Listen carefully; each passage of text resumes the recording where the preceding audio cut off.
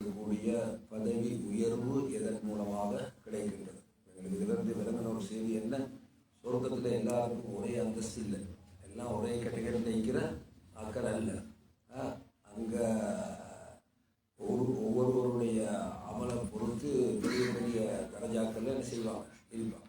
இந்த ஹதீஸில் நபியும் எங்களுக்கு சொல்லித்தராங்க என்ன, நற்குணம் ஏனைய எல்லா அமலையும் விட என்ன செய்யும், மனிதனை ஒரு உயர்ந்த இடத்துல கொண்டு போய் வச்சிடும். சிலர்களை நீங்கள் பார்த்தீங்கன்னு சொன்னால் அவங்களுடைய அமல்கள் வெளிரங்கத்தில் பார்க்குறதுக்கு குறைய இருக்கும்.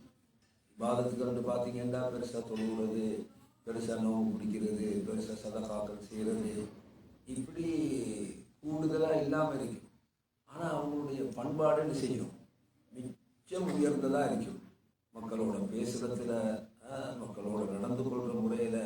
அதனால தான் நபி அவங்க வேற ஒரு ஹதீஸில் சொல்கிறாங்க, இன்னல் முஃமின் யுத்ரிகு பிஹுஸ்னி ஹுலுகிஹி.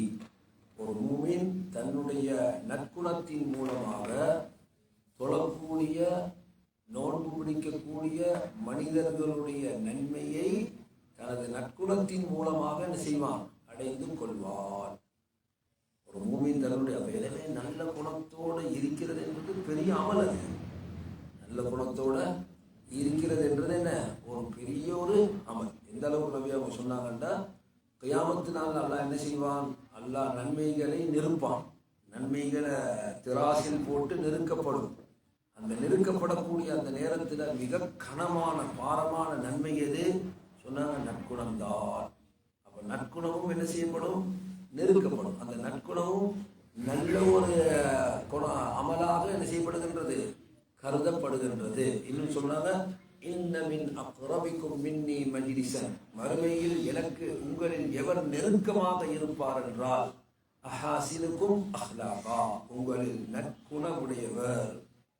அதனால நல்ல குணத்தோடு நடந்து கொள்வது என்பது இது மார்க்கம் எங்களுக்கு போதிக்கக்கூடிய ஒரு பெரிய விஷயம். மனிதர்களோடு மாத்திரமல்ல, எந்த அளவுக்கு இஸ்லாம் மிருகங்களோடு நீங்க என்ன செஞ்சுக்கோங்க, நல்ல குணத்தோடு நடந்துக்கோங்க என்றதுதான் சொல்லப்பட்டிருக்கு. தெரியும், வரலாற்றில் சொல்லப்பட்ட ஒரு முக்கியமான விஷயம்தான், தாகத்தோடு இருந்த ஒரு நாய்க்கு தண்ணீர் கொடுத்ததனால் தவறான பழக்கம் கொண்ட ஒரு பெண்மணி மன்னிக்கப்பட்டு என்ன செய்யப்பட்டால், சுவனத்தில் நுழையப்பட்டாள். எதனால, அந்த நாய் பசியிலேக்குதே, தாகத்திலேக்குதே என்றதை பார்த்து அவருக்கு என்ன செஞ்சிச்சு, அந்த நாய்க்கு தண்ணி கொடுக்கணும் என்ற ஒரு என்ன. எனவே நல்ல குணம் என்றது இஸ்லாம் வெறுமனை மனிதர்களோட மாத்திரமல்ல, மனிதர்களை தாண்டி மிருகங்களோடையும் என்ன செய்யுது, நற்குணத்தோடு நடக்குமாறு சொல்கின்றது. எனவே இந்த ஹதீஸ் ஞாபகத்திலையும் நபி அவங்க சொல்றாங்க, முதலாவது சொல்றாங்க, சொர்க்கத்துல கீழ்தட்டில் இருக்கக்கூடிய ஒரு மாளிகை, அதுவும் ஃபெசிலிட்டிஸோடு தான் இருக்கும், கவலைப்பட்டுறாதீங்க. கீழ்தட்டில் கிடைக்க ஒன்று இல்லாமல் வச்சிருன்னு சொல்லி. ஏன்னா சொர்க்கம் ஒன்று கொடுக்க போனாலே என்ன, எல்லாமே பாக்கியம்தான். எந்த அளவுக்கு சொல்லுவாங்க, சொர்க்கத்தில் பேமெண்ட்ல இடம் ஒன்று கிடைச்சா போதும், பேமெண்ட்ல இடம் ஒன்று கிடைச்சாலும் என்ன, உண்மையிலே சொர்க்கத்துக்குள்ள நுழைவது என்பதே ஒரு பெரிய பாக்கியம். அப்படித்தானே, நுழைஞ்சிட்டாண்டா என்ன அர்த்தம், நுழைஞ்சிட்டாண்டா என்ன அர்த்தம், நரகத்திலிருந்து பாதுகாப்பு கிடைச்சிட்டுல அர்த்தம். அப்படியா இல்லையா? அல்லாஹ் குர்ஆன்ல சொல்றான், ஃபமன் ஸுஹ்ஸிஹ அனின் நார், யார் நரகத்தை விட்டும் தூரப்படுத்தப்பட்டாரோ, வஉத்கிலல் ஜன்னah, சொர்க்கத்தில் நுழைவிக்கப்பட்டாரோ, ஃபகத் ஃபாஸ், அவர்தான் வெற்றி அடைந்தார். இமாம் அஹ்மத் பின் ஹம்பல்கிட்ட கேட்டாங்களாம், எப்போ மனிதனுக்கு ரெஸ்ட், ஓய்வு எப்போ கிடைக்கும்? சொன்னாங்க, எப்போ சொர்க்கத்தில் கால வைப்பானா அப்போ தான் கிடைக்கும். துனியாவில் நீங்கள் அப்படி எதிர்பார்க்கலாம். இந்த துனியான்றது அல்லாஹ் எப்படி படைச்சிக்கிறான்டா, இன்பம் துன்பம் ரெண்டையும் என்ன, ரெண்டும் மிக்ஸ். இங்கே என்ன, இவ்வளோ பெரிய கோடான கோடி சொத்துக்களை வச்சிருந்தாலும் ஒரு பல்லு வலி போதும் அவரை படுக்க போடுறது. ஏன் இல்லையா? சாதாரண ஒரு பல்லு வலி போதும் என்ன. அப்போ பணக்காரன்ல பல்லு வலி வரமாட்டேச்சு நீங்கதான், அவனுக்கு தான் கூட பல்லு வருது. நான் வந்து கடை நான் தின்னுவேன். அப்படியா இல்லையா? அப்போ பாருங்க, சாதாரண உடல்ல ஒரு நோய். ஏன்னா இப்போ உலகத்தில் நாங்கள் பார்க்குறோம், சாலையான நல்ல மனிதர்கள் ஏன்னா எத்தனையோ பேர் நோய்வாய்ப்பட்டு இருக்கத்தானே செய்யலாம். அதுதான் வரலாற்று எல்லாம் என்ன செஞ்சான், அல்லாஹ்வுடைய தூதர்கள் இந்த மாதிரி நிலைக்கு ஆளானவர்கள். அய்யூப் நபியுடைய வரலாறு குர்ஆன்ல சொல்லப்பட்டிருக்கு. وَأَيُّوبَ إِذْ نَادَى رَبَّهُ, அல்லாஹ்விடத்தில் துஆ கேட்டான், அன்னி மஸ்ஸனிய الضُّرُّ, யா அல்லாஹ் எனக்கு மிக பெரும் ஒரு தீங்கு ஏற்பட்டிருக்கிறது, வஅன்த அர்ஹமுர் ராஹிமீன், நீதான் இரக்கமுள்ள ரப்பு, அல்லாஹ் சொல்றான் ஃபஸ்தஜப்னா லஹு, அவருடைய துஆவை நாம் ஏற்றுக்கொண்டோம். ஃபகஷஃப்னா மா பிஹி மின் துர், அவருக்கு இருந்த அந்த தீங்கை நாங்கள் என்ன செஞ்சோம், நாங்கள் இல்லாமலாக்கினோம். அப்போ அவருடைய நோயை நாங்கள் போக்கி வச்சோம். ஒரு 2 நாள் இல்லை, பல ஆண்டுகள். யாரு? அல்லாஹ்வுடைய ரசூல் யூசுப் நபி சிறையில 1-2 ஆண்டுகள் இல்லை, எத்தனையோ ஆண்டுகள் சிறையில இருந்த ஒருவர் வெளியே போற நேரத்துல சொல்லி அனுப்புறாங்க, உன்னோட எஜமான்கிட்ட போய் இப்படி ஒரு ஆள் சிறையில இருக்கிறாருன்னு கொஞ்சம் நினைவுபடுத்துன்னு சொல்லி, இப்படி ஒரு மனுஷன் ஜெயில இருக்கிறாரு, ஒரு நிரபராதி, சும்மா அநியாயமா இவரை கொண்டாந்து என்ன செஞ்சீங்க, சிறையில போட்டு வச்சிருக்கீங்க. அப்ப சிறையில 2 பேர் கனவு கண்டு அந்த கனவுக்கு இவங்க விளக்கம் சொல்லி அதுல ஒரு ஆள் வந்து சிறையில இருந்து என்ன செய்யறாரு, நிரபராதி போறார். போய் அவர் ஏற்கனவே அரசனிடத்துல வேலை செஞ்சவர், பழைய டியூட்டிக்கு தான் திரும்ப போறாரு. கண்ட கனவும் அதைத்தான் சொல்லுது.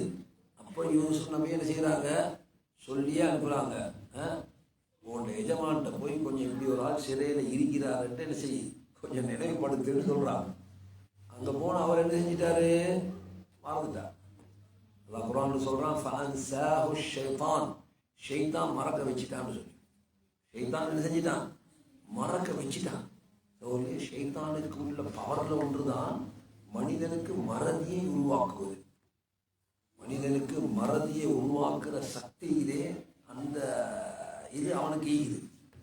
எங்களாக்கள் பேசி பேசியே சப்ஜெக்டை மறக்க வச்சுருந்தாங்க இல்லையா? நாங்கள் நிறைய போனீங்கண்டா பேச்சை டிசைன் பண்ணியே வந்த சப்ஜெக்டை செஞ்சிருவான், மறக்க வச்சிருவான். நீங்கள் திரும்பி போகும் வரைக்கும் உங்களுக்கு நினைவு வராது. அப்போ மனிதனே பேச்சினால மயக்கி இந்த மாதிரி மறக்க வைக்கிறான்டா. ஷைத்தான் சாதாரண ஆளா என்ன? ஷைத்தானுக்கு அந்த பவர் இருக்குன்னு நல்லா சொல்றான். ஃபஅன்சாஹு ஷைத்தான், ஷைத்தான் மறக்க வைத்தான். யூசுப் இவங்க மூசா நபி வந்து ஹிதர் நபியை சந்திக்க போன வரலாறு இதுதானே சூரத்து கஹ்ஃப்ல. போற நேரம் ஒரு இடத்துல அவங்க கொண்டு போன பொரிச்ச மீன் என்ன செஞ்சு உசுராவி கடல்ல பாதி ஓடிச்சு. சரிங்களா? அப்ப அதுதான் ஹிதர் நபியை சந்திக்கிற ஸ்பாட் அதுதான். ஆனா அந்த மீனை கொண்டு போன யூசுப் இந்த மூசா நபியில சீடர் வந்து அது பாஞ்சி ஓடுனது அவருக்கு விளங்கிச்சு, ஆனாலும் மறந்துட்டார் அவர். அவர் என்ன செய்ய பிறகு கொஞ்சம் தூரத்துல போறோம் மூசா நபி சாப்பாடு இடப்பா பசியாகிக்குதுன்னு சொல்றோம். அப்பதான் சொல்றாரு, ஆஹா அப்போனா அந்த மீன் என்ன செஞ்சுட்டு பாஞ்சி ஓடிட்டுன்னு சொல்லி. அது அப்பவே செல்ல வேண்டியதானே பாஞ்ச நேரத்திலே. அப்ப அவர் என்ன சொன்னாரு, ஃபஅன்சாஹு ஷைத்தான், ஷைத்தான் மறக்க வச்சுட்டான்னு சொல்லி. ஷைத்தான் என்ன செஞ்சுட்டான், வமா அன்சானிஹி இல்ல ஷைத்தானு அன் அஸ்குரா, அல்லாஹ் உங்களுக்கு நினைவு காட்டுறதுக்கு ஷைத்தான் மறதியை உண்டாக்கிட்டாங்க. அவ்வாறு மறதியை உண்டாக்குறது யாரு? பள்ளிவாசலுக்கு வர நேரம் யாருக்கு தெரியாது பள்ளிக்குள்ள வரும்போது வலது காலை வச்சு வரணும்னு சொல்லி. யாருக்கு தெரியும்? இந்த நாலேஜ் இல்லாத யாரும் வைக்கிறோமா? எல்லாருக்கும் தெரியும். சரி, பள்ளிக்குள்ள நுழைந்தால் என்ன செய்யணும்? அல்லாஹும்ம ஃப்தஹ் லி அப்வாப ரஹ்மதிக என்று துஆ ஓதணும். பள்ளியிலிருந்து வெளியே போற நேரம் இடது காலை வச்சு வெளியே போகணும். அல்லாஹும்ம இன்னி அஸ்அலுக மின் ஃபضலிக என்று சொல்லி துஆ ஓதணும். யாருக்கு தெரியும்? எல்லாருக்கும் தெரியும். ஆனா அந்த ஸ்பாட்ல ஞாபகம் வருதா? பள்ளிக்குள்ள வந்த பிறகு எந்த காலை வச்சு வந்தோம்னு நினைவில்லை. வலதை வச்சு வந்தோமா இடதை வச்சு வந்தோமா? வெளியே போய் ஸ்லீப்பர் போடும்போது தான் யோசிக்கிறாரா, எந்த காலை வச்சு வெளியே வந்தேன் நினைவில்லை. ஏன்? சரியா அந்த ஸ்பாட்ல சரி பிஸ்மி சொல்றது, தின்ற நேரம் பிஸ்மி சொல்றது யாருக்கு ஞாபகம் தெரியாதா? சரியாத சட்டம் எல்லாருக்கும் தெரியும். பிஸ்மி மறந்து பிஸ்மிக்கு பரிகாரமாக சொல்லப்பட்ட பிஸ்மில்லாஹி அவ்வளவு ஆஹிரஹு அதுவும் மறந்து திண்டு முடிஞ்சு கட்டில போய் உட்கார நேரம் தான் தின்ற நேரம் பிஸ்மி சொன்னா இல்லையாட்டு ஞாபகமே இல்லை. அப்ப பாருங்க, அமல்ல அறிவு இருந்தால் மட்டும் போதாது, அதுல பறக்கத்தையும் பறக்கத்து தான் என்ன செய்யும், அந்த உரிய டைமுக்கு அந்த ஞாபகத்தை தரும், உரிய டைமுக்கு அதை அமல் செய்ய வைக்கும். அப்ப ஷைத்தான்ல பவர்ல ஒன்றுதான் என்ன செய்வான், மனிதனுக்கு மறதியை உருவாக்குவான். மனிதனுக்கு என்ன செய்வான், மறதியை உருவாக்கி போடுவான். சரியா? அப்ப எனவே நல்லவர்கள் செய்யணும் என்ற ஆசாவும் எங்கள்கிட்ட இருக்கும். ஆனா இருந்தாலும் என்ன செஞ்சிடும், சில சமயத்துல இந்த ஷைத்தானால நாங்கள் என்ன செஞ்சிருவோம், மறதிக்கு ஆளாகி விடுவோம். அப்ப மிக முக்கியமான ஒரு செய்தி, சொர்க்கத்துல படித்தரங்கள் இருக்குது. அதுல உயர்ந்த படித்தரம் வந்து அஹ்லாக்கை பற்றி நபி என்ன செஞ்சுக்கிறாங்க, நிறைய சிலாகித்து சொல்லியிருக்கிறாங்க. அப்படின்னா நாங்கள் நினைக்கணும் என்ன, வாழ்க்கையில் நற்பண்பு உடையவர்களாக என்ன செய்யணும், வாழணும். அதில் விசேஷமாக எமது குடும்பத்தவர்களிடம். சிலாக்களை பார்த்தீங்கன்னா ஊருக்கெல்லாம் அவர் பெரிய என்ன, வீட்டில் கேட்டால் விளம்பரம் நிலைமை என்ன நினைச்சா, ஊருக்கெல்லாம் பெரிய நல்ல மனிதர் மாதிரி என்ன செய்வார். ஏன் அங்கெல்லாம் நடிக்கிறது, இங்கே நடிக்கிறாரு அப்படியே இல்லையா? ஊருக்கு நடிக்க, வீட்டில் கொண்டாட்டு நடிக்கிறோமா இல்லை, ஒரு நேரம் இல்லாட்டி ஒரு நேரம் உண்மையான ரூபம் என்ன செஞ்சிடும், வெளியே வந்துடும். அதனால மனைவியிடம், பிள்ளைகளிடம், குடும்பத்தவர்களிடம், நண்பர்மார்களிடம், ஊரில் நாங்கள் சந்திக்கக்கூடிய மக்களிடம் எல்லாரோடையும் நல்ல குணம் உள்ளவனாக வாழ்வது என்பது அல்லாஹ் ஒரு மனிதனுக்கு கொடுக்கக்கூடிய என்ன பெரிய பாக்கியம்.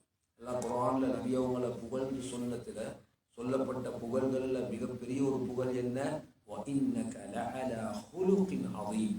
நபியே நீர் மிக சிறப்பான குணத்தில் இருக்கிறீர் என்று அல்லாவே சொல்லுவான்டா. சும்மா யோசிச்சு பாருங்க, எவ்வளவு பெரிய நற்பண்பு நபி அவர்களிடம் இருந்திருக்கும். எனவே சகோதரர்களே, இது முக்கியமான ஒரு ஹதீஸ். அதில் ஆக டாப்ல விஐபி, எங்களோட பாசையில் சொல்கிறேன்டா, சொர்க்கத்தில் உள்ள விஐபி மாதிரி யாருண்டா, நல்ல குணம் உள்ளவர்கள். ரெண்டாவது தரம், மூணாவது தரம், இதுலேயும் என்ன மனிதனுக்கு வாக்கியங்கள் இருக்குது. ஆனால் டப் வந்து என்ன, அங்கே ஒரு மூமியை பொறுத்தவரைக்கும் எப்பயும் உயரத்தை தான் என்ன செய்யணும், சிந்திக்கணும். எந்த அளவுக்கு ஹைஸ்கோர் அடிக்கணுமோ அந்த அளவுக்கு என்ன செய்ய பார்க்கணும், அடித்துக்கொள்ள பார்க்க வேண்டும். சரி, இப்போ இதில் முக்கியமான இன்னும் ஒரு செய்தி தான் நபி அவங்க என்ன சொல்கிறாங்க, கேலிக்காக இருந்தாலும் என்ன செய்யக்கூடாது.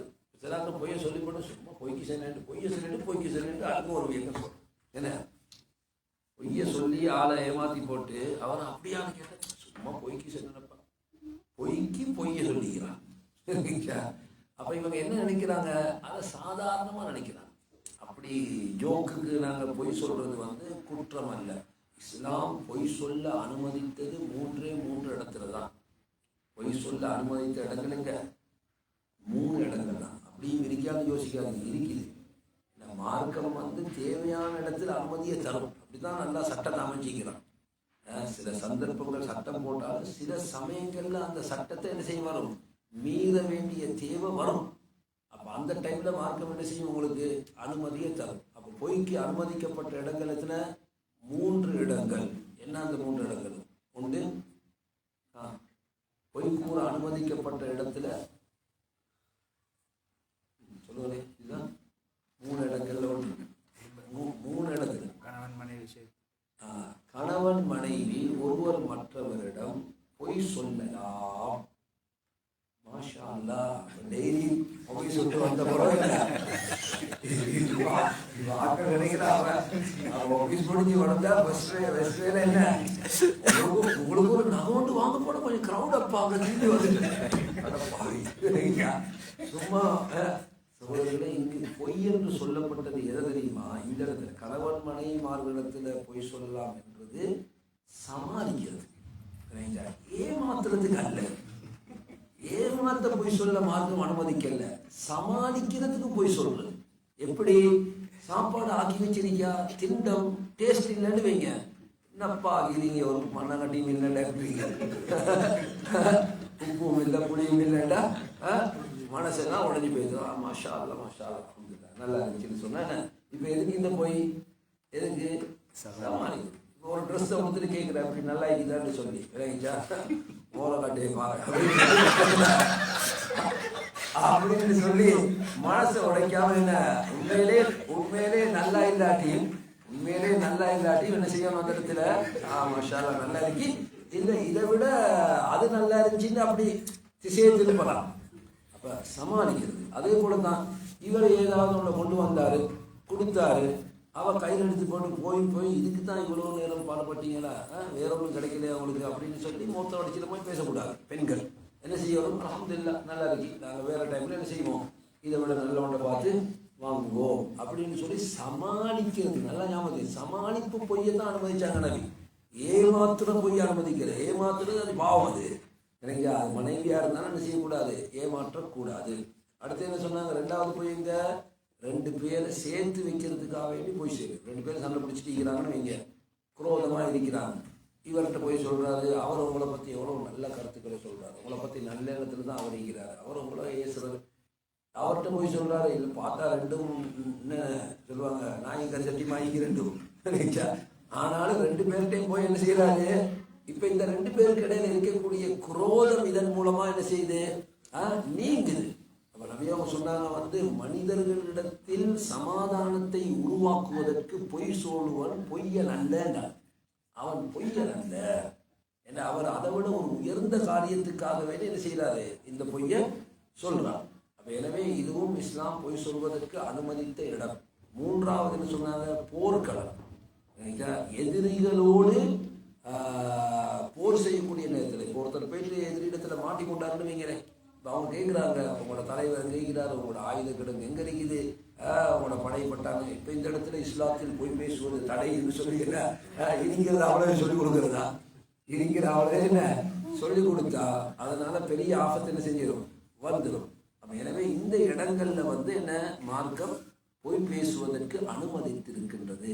ஏனைய இடங்கள்ல பொய் பேசக்கூடாது. சமயத்துல பொய் சொல்றக்கூடிய சூழ்நிலை வந்தால் அப்ப அந்த இடத்துல உலமாக்கள் சொல்லுவாங்க, நீங்க மறைச்சு பேசுங்க, அது பொய் இல்லை, மறைச்சு பேசுறது. எப்படி மறைச்சு பேசுறது, இப்போ ஒருத்தர் கால் பண்றாரு, அது எங்க இருக்கிறீங்கன்னு கேட்கிறாரு, வீட்டுலன்னு சொன்னீங்கன்னு வைங்க, அடுத்த நிமிஷம் வீட்டு வாசல் வந்து நின்றுவாரு. இப்ப இவருக்கு வீட்டுல இருந்து சொன்னா ஆபத்து, போன்ல நான் வீட்டை தான் இருக்கிறேன், என்ன செய்யணும், டக்குன்னு வீட்டை கதவை திறந்துட்டு வெளியே போறாரு. வெளியே போய் சொல்றாங்க, ஆதி நான் கொஞ்சம் வெளியே இருக்கிறேன். சரிதான், பொய்யா சொன்னாரு, பொய் சொன்னாரா, இல்ல பொய் சொல்லல, உண்மைதான் என்ன செஞ்சாரு. இப்போ ஒருத்தர் கேட்கிறாரு, ஆதி உங்களோட கையில என்ன சரிக்கிறா, இல்லையா ஆதி பாருங்களேன், கையில ஒண்ணுமே இல்லை, கையில இல்ல பொக்கெட்ல. இப்ப இதுக்கு சொல்லுவாங்க என்னன்னா மறைச்சு பேசுறதுன்னு. இந்த மாதிரி மறைச்சு பேசலாம். ஏன்னா நான் பொய் சொல்லலையே, நான் என்ன செய்யல, என்னுடைய வார்த்தைகளால் நான் பொய் பேசவில்லை. அப்ப இப்படி சில சமயத்துல தர்ம சங்கடமான சில சூழ்நிலைகள் வரும். அந்த டைமுக்கு நீங்க என்ன செய்யலாம், மறைத்து பேசலாம், ஆனா பொய் பேசக்கூடாது. எந்த அளவுக்கு சொல்றாங்க நபி, நீங்க ஜோக்குக்கா இருந்தாலும் சரி, பொய்ய நீங்க விலகி வாழ்ந்தால் சொர்க்கத்துல நடுவுல உங்களுக்கு ஒரு மாளிகையை நான் ஏற்படுத்தி தருகிறேன். அப்ப எவ்வளவு பெரிய வாக்கியம் யோசி பாருங்க. அப்ப அதே போல என்ன சொல்றாங்க, சொர்க்கத்தினுடைய அடியில கீழ்த்தட்டுல ஒரு மாளிகை, அதுவும் உங்களுக்கு வாக்கியத்துக்குரியதுதான். அது யாருக்கு, யார் தர்க்கம் செய்வதை விட்டு விடுவார்களோ. சிலர்களை நீங்க பாத்தீங்கன்னு சொன்னா எடுத்ததுக்கு எல்லாம் விவாதம் தான். எடுத்ததுக்கு எல்லாம் என்ன, ஒருத்தர் கேட்கும் சொன்னாலும் விவாதம் செய்வது கூடுமா கூடாதா என்றதை பிடிக்கிறதுக்கு விவாதம் செய்யுமான்னு கேட்டாராம். என்னப்பா எடுத்ததுக்கெல்லாம் விவாதம் செய்யறீங்கன்னு கேட்டா, எடுத்ததுக்கெல்லாம் விவாதம் செய்யறது கூடுமா கூடாதா, அதை பற்றி விவாதிப்போமா, எல்லாத்துக்கும் விவாதமா. மார்க்கம் என்ன செஞ்சிருக்குது, சில சமயத்துல அனுமதி தந்திருக்குது. அல்லாஹ்வே குர்ஆன்ல வஜாதில்ஹும் பில்லதி ஹிய அஹ்ஸன், கிறிஸ்தவர்களோட நீங்க அல்லாஹ் பக்கம் அலைங்க, அவங்களோட விவாதிக்க வேண்டிய சூழ்நிலை ஏற்பட்டால் அழகான முறையில் என்ன செய்யுங்க. அப்ப விவாதம் என்பது அழகிய முறையில் நடக்கும், சத்தியத்தை நிலைநிறுத்துறதுக்காக நடத்தும். இப்ப நடக்கிற விவாதங்களை நீங்க எடுத்து பார்த்தீங்கன்னா எதிர்தரப்புல உள்ளவரை உளுத்துறதுக்காக வேண்டிய என்ன, எப்படியாவது என்ன பொய்ய சொல்லியாவது அவரை கீழே கொடுத்தாட்டோம். இதுதான் விவாதத்தினுடைய நோக்கம், அவரை வெல்லணும். ஏன் நாங்கள் தோத்தேந்து ஆயிடக்கூடாது. அப்படி இந்த நோக்கத்துக்காக வேண்டி விவாதம் நடந்தால் அவர்கள் இந்த வாக்கியத்தை இழந்து போவாங்க. எனவே நீங்க உங்களிடத்துல உண்மை இருந்தாலும் சரி, விவாதத்தை நீங்கள் என்ன செய்யுங்க. ஏன்னா விவாதம் செய்யறது மனுஷனுக்கு முதலாவது பெருமை உண்டாகும். விவாதிக்கிறது என்ன செய்யும், மனிதன்கிட்ட பெருமை உண்டாகும். பொய்யை பேச வைக்கும், பொய்யை என்ன செய்யும், பேச வைக்கும், நேரத்தை வேஸ்ட் ஆகும். இப்படி பல தீமைகள் விவாதத்தில் இருக்கிறதால மார்க்கம் என்ன செய்யுது, அதை விடுங்கன்னு சொல்லுது. சில நிர்பந்தமான சூழ்நிலைகள் செய்துதான் ஆக வேண்டும் என்றிருந்தால் அழகிய முறையில் அந்த விவாதத்தை செய்ய செய்து போங்க அப்படின்னு சொல்லி அனுமதியும் இருக்கிறது. எனவே இந்த ஹதீஸ் மிக முக்கியமான ஒரு ஹதீஸ், ஞாபகத்தில் வைக்க வேண்டிய ஹதீஸ். அதே போன்ற சகோதரர்களை இப்போது நாம் இருக்கக்கூடிய மாதம் இது ரஜபு மாதம் தானே.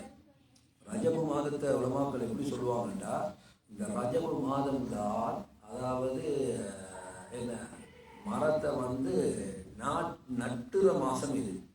விவசாயத்தை நாங்க தூவி விடுற மாசம் இது, ரஜபு மாதம். இங்கதான் அமலுடைய ஆரம்பம். அடுத்த மாசம் இருக்குது ஷாபான் மாசம் இருக்குது. ஷாபான் மாதம் நல்லா தண்ணியெல்லாம் ஊற்றி அந்த மரத்தை வளர்கிறதுக்கான ஏற்பாடு, அதுக்கு பிறகு கனி பறிக்கிற மாதம் எது, அதுக்கு அடுத்து வரக்கூடிய ரமலான் மாதம். எனவே இந்த ரஜம், ஷாபான், ரமலான் இந்த 3 மாதமும் மூமின்கள் கவனம் செலுத்த வேண்டிய மாதங்கள். அதில் ஸ்டார்ட் வந்து ரஜம். எங்களுக்கு தெரியும், அல்லாஹ் குர்ஆன்ல என்ன சொல்கின்றார், அல்லாஹ்விடத்தில் 4 மாதங்கள் சிறப்பான மாதங்கள். அந்த 4 மாதங்கள் யாது என்பதை நபி அவர்கள் விளக்கும் போது என்ன சொன்னாங்க, ரஜப் மாதத்தையும் சொன்னாங்க. துல்காதா, துல்ஹஜ், முஹர்ரம், பிறகு ரஜப் மாதம். எனவே அல்லாஹ் அந்த 4 மாதங்களை குர்ஆன்ல சிறப்பித்து சொல்லிட்டு என்ன சொல்கிறான், ஃபலா தظلموا فيهن انفسكم, அந்த மாதத்தில் நீங்கள் அநியாயம் செய்து விடாதீர்கள் சொல்றாங்க. அநியாயத்தை பற்றி விளக்கும் போது உலமாக்கள் என்ன சொல்றாங்க, பொதுவாக மனிதன் செய்யக்கூடிய எல்லா பாவங்களும் அவனுக்கு செய்கிற அநியாயம் தான். நீங்கள் உங்களுக்கு அநியாயம் செய்து கொள்ளாதீர்கள் அல்லாஹ் சொல்றான். மனிதன் செய்யக்கூடிய எல்லா பாவங்களும் அவன் தனக்கு அநியாயம் செய்து கொள்வதுதான். இப்போ அநியாயம் வந்து சிறப்பான மாதத்தில் மட்டுமா செய்யக்கூடாது? இல்லையே, அநியாயம் எந்த மாதத்திலையும் என்ன செய்யக்கூடாது, செய்யக்கூடாது. விசேஷமாக இந்த மாதத்தில் நீங்கள் அநியாயம் செய்யாதீங்கன்னு அல்லாஹ் சொல்றாண்டா, இந்த மாதத்துக்கு ஒரு மரியாதையை, சங்கையை வழங்கி இருக்கிறார். அப்போ அதை பேன்றது மூமின்களாக எங்களுடைய கடமை. எனவே ரஜம் மாதத்தினுடைய சங்கையை, மரியாதையை நாம் பேணிக்கொள்ள வேண்டும். சிறப்பான மாதங்களில் ரஜம் மாதமும் ஒன்று. இன்றைக்கு ரஜம் மாதத்துக்கு தான் தேதி. இன்றைக்கு ரஜம் எத்தனை? இன்றைக்கு ரஜம் 10, இன்றைக்கு ஜனவரி 10, ரஜம் மாதமும் என்ன 10, 2 முறை டேட் தான் அதுதானே. அப்போ எனவே ரஜம் மாதத்துடைய 10 நாள் போயிட்டு 20 நாள் இருக்குது. இந்த மாதத்தை நாங்கள் என்ன செய்யணும், ஏனைய மாதம். ஆனால் இந்த மாதத்தில் செய்யன்னு விசேஷமாக எந்த ஒரு அமலும் சொல்லப்படலை. நபியோக ஷாபான் மாதத்தில் அதிகமாக நோம்பு பிடிச்சாங்கன்னு செய்தி வருது. ரமலான் மாதத்தில் பல நன்மைகளை செய்திருக்கிறோம். ஆனால் ரஜப் மாதத்தில் ஏதாவது விசேடமாக குறிப்பிட்டு இந்த நன்மையை செய்யுங்கன்னு ஏதாவது ஹதீஸில் வந்திருக்குதா? வரல. இருந்தாலும் இந்த மாதம் சிறப்பான மாதம் என்ற அடிப்படையில் ஏனைய மாதங்களை விட இந்த மாதத்துக்கு நாங்கள் என்ன சொல்கிறோம், முக்கியத்துவத்தை கொடுக்கணும். எங்களால் முடிஞ்ச நல்லறங்களை, நன்மைகளை அதிகமாக இந்த மாதத்தில் செய்து கொள்ள நாம் முயற்சிக்க வேண்டும். அல்லாஹ் அனைவர்களுக்கும் நற்பாக்கியம்